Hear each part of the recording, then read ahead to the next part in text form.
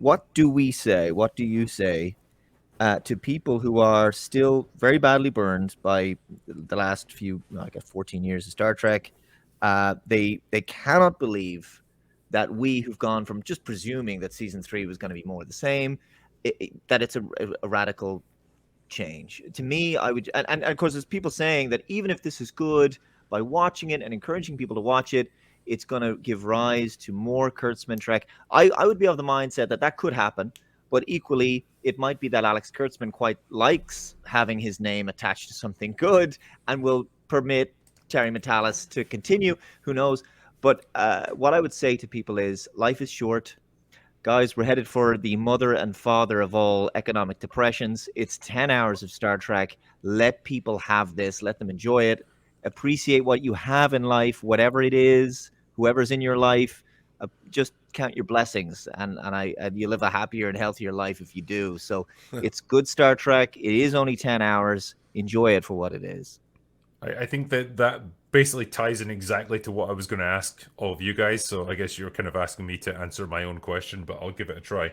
Um, so in this situation, I guess yeah, I understand that there's going to be a lot of people who just are burned by Star Trek and they don't want to support anything that's made by the current regime. But then the question comes in, well, what if that regime that's there in Star Trek keeps making stuff on par with this?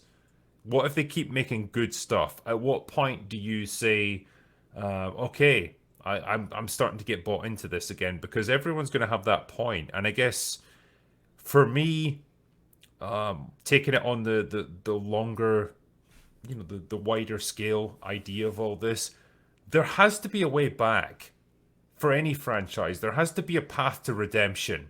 Because if you just say, you're done now, you're dead, and it doesn't matter what you do from this point onwards, it doesn't matter if you make like a dozen amazing movies in succession or a dozen amazing TV shows, I just hate you now because of what you've done in the past. You're one doing yourself out of potentially great entertainment that would really move you like these shows used to do.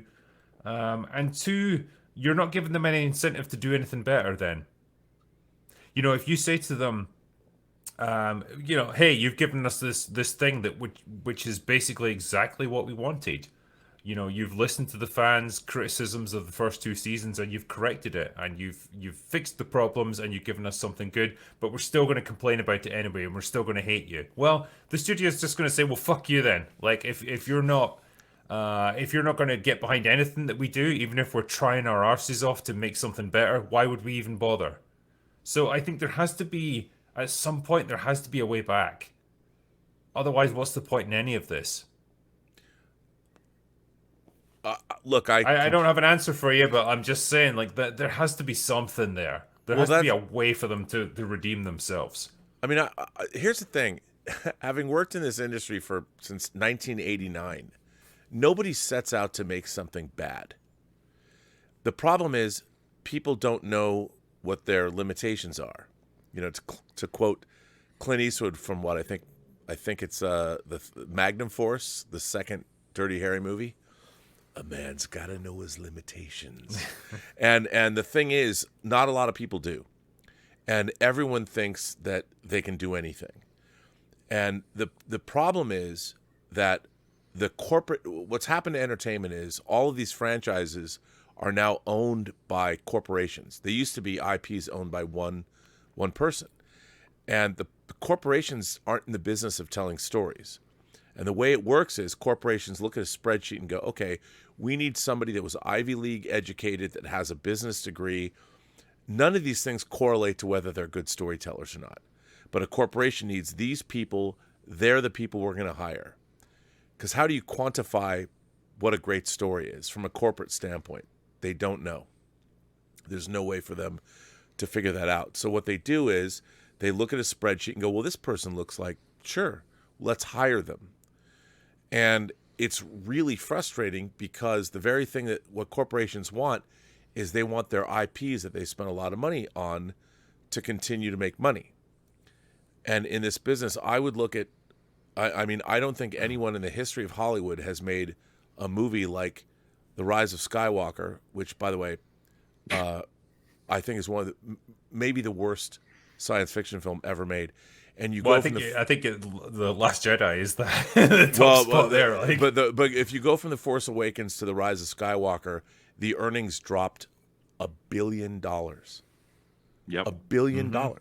And now, if you look at it from a corporate standpoint, you have to wonder, well, how did that happen? And they won't blame the creator. They'll make up all kinds of analytics and marketing reasons. No, the fact is that the Rise of Skywalker is probably the greatest betrayal of an audience that's ever been perpetrated in the history of the entertainment business. And what I heard from an executive, ironically, was the term fraudulent creator that I can't get away from. And the Disney trilogy, the Star Wars Skywalker trilogy, is the product of fraudulent creation, meaning that the people that of course they're going to take that job. But let me ask you this: why does C-3PO have a red arm? Why does the Millennium Falcon have a rectangular dish instead of a circular dish? J.J. Abrams. Yeah, because somebody wanted to make money. Yeah. And at the end of the day, what we should do is that great storytelling is what makes money. It was great storytellers that created these IPs, whether it's Back to the Future, Predator, Alien, Star Wars, Star Trek. It was great storytellers that laid the foundation of IPs that made money. And if you're going to hire people that are the fashion du jour, or they hook up with your whatever college degree you want them to have, that way is you're never gonna. I mean, these IPs are being destroyed and vandalized and devalued, and the companies don't even realize that by the creators they're choosing to give the franchises to. And it's incredibly frustrating to watch, because the people that should have them, and Terry Matalas was able to sneak in because no one wanted. He got in there and did the work, put in the time, hired his people, hired his composer. What's the potential for him doing more? You know, like, obviously Picard has reached the end of that storyline. Like, he only had 3 seasons, but like, can Terry get involved in other shows? He's working on something else right now, isn't he? Yeah, he's working on, for Disney, he was working on the Escape to Witch Mountain reboot. But he does have a contract with CBS and Paramount through next October. But here's the thing. You know, he comes in and does all this great work right now on Rotten Tomatoes. Star Trek Picard, from a critical standpoint, is at 100%. How do you think that makes Alex Kurtzman feel? Well, not necessarily bad, Robert. I would hope not, because he hired him. Well, he's an executive producer, so he's still got his name on this thing. Exactly, and that actually might be one opportunity. But like I say, even if it doesn't, I mean, it's as it is, right? Even if we don't get any Star Trek at this level for a while again, it is I'm actually kind of glad it's the 3rd season, because it happens to be a great conclusion to tie up the next generation in a way that we didn't get from Nemesis. Yeah. So we get that at the bare minimum. Like, I really hope they don't bring the TNG cast back ever again. Like, I think Patrick Stewart did a decent job. The guy's 80 years old now. They're way older than the original series cast were in Star Trek 6: The Undiscovered Country in 1991, right? So it is time to... Now, some of them could come back individually, perhaps, or one or two. But Patrick Stewart, look, the power is gone out of the guy's voice at this stage, right? Yeah. He's a little bit frail at times. Like, I'm going to say frail is the wrong word. Like, he puts this season over perfectly, right? For his age at 80, it's impressive, right? And I'm very happy. From 1 to 10, he's great, right? But there's no more. I don't think there's anything left in the tank, and I don't think there's anything wrong with that.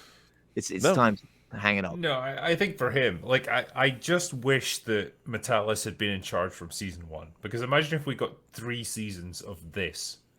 Because, you know, the hope was always that Star Trek Picard was going to be the thing that really turned Star Trek around. And so it came along, and the first season was absolute garbage, and everyone like trashed it. And it compounded the problems that were already beset in Star Trek. And it's such a shame because now you're on the third season of an unpopular show.